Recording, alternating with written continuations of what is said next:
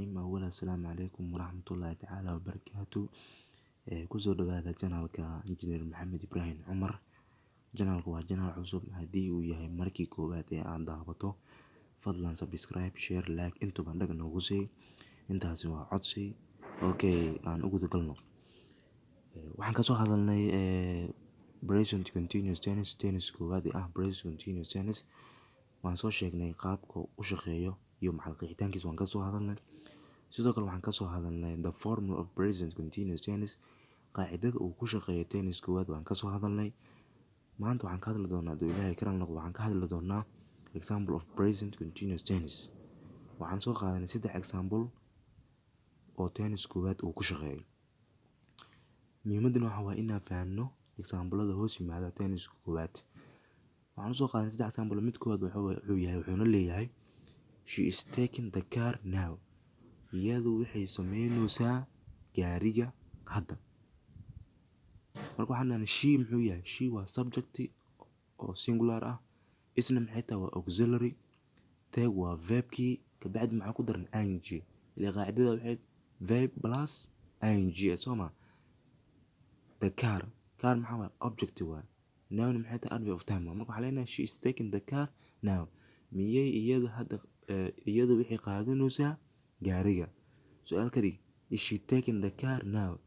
miyay iyada qaadanaysaa gaariga hadda. diid ma ka dhig, she is not taking the car now. iyada ma qaadanayso gaariga hadda.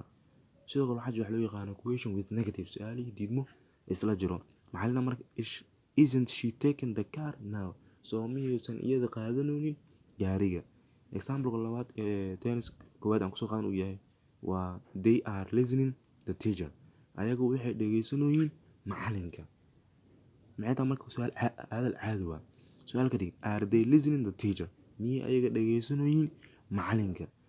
diid ma ka dhig, they are not listening the teacher. ayaga ma dhegeysanayeen macalinka. question was negative ka dhig. su-aal diid isla jir ka dhig, aren't they listening the teacher? soo miyaysan ayaga dhegeysanayeen macalinka. example saddexaad ee ugu dambeeya wuxuu yahay maanta aan kasoo qaadanayno tennis koowaad ee present continuous tense wuxuu yahay I'm making the car now. anigu waxaan sameynayaa gaariga hadda. su-aal ka dhig, amlen banaanku bixi. waxaan leenahay marka am I making the car now? miyaan aniga sameynayaa gaariga. diid ma ka dhig, I'm not making the car now. anigu ma sameynayo gaariga hadda. question was negative ka dhig, aren't I making the car now? miyaanan aniga sameynaynin gaariga. marka intaas maxay tahay? waa 3 example ee hoos yimaada tennis koowaad ee present continuous tense. example fara badan aan jirto, laakiin waxaan usoo qaadanay 3 example inaan ku fahanno usoo qaadanay.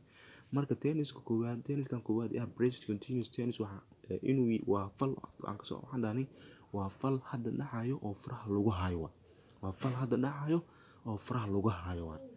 marka tenniskan koowaad inuu yahay tennis koowaad waxaa ii cadeynaya dhamaalin ing ay cadeynaya sooma.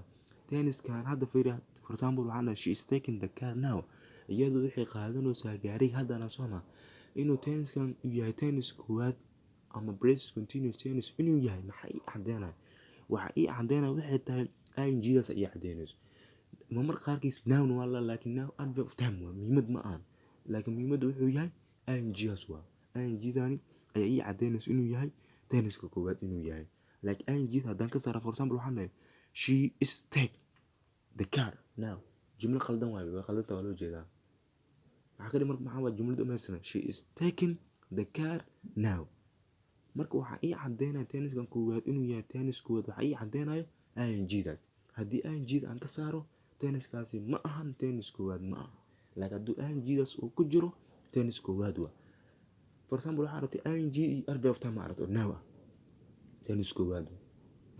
waxay isku dhihin maxay arday qaar waxaa jirto adverb of time waxay dhahay ing tennis koowaad ma. waayo tennis koowaad adverb of time kiisu waxa waaye now waa. for example now aragtay ing ways. jumlad sax waaye qalad waaye. tennis koowaad iska daaya iyo dhanaan qalad ah. ilaa now adverb of time waa waxaan cadeynaya inay ku shaqeyso tennis koowaad ay ku shaqeysaa. adverb of time waxay u tahay tennis koowaad present continuous tense u tahay. adverb of time now la keenay ing tennis kuu qaldan yahay.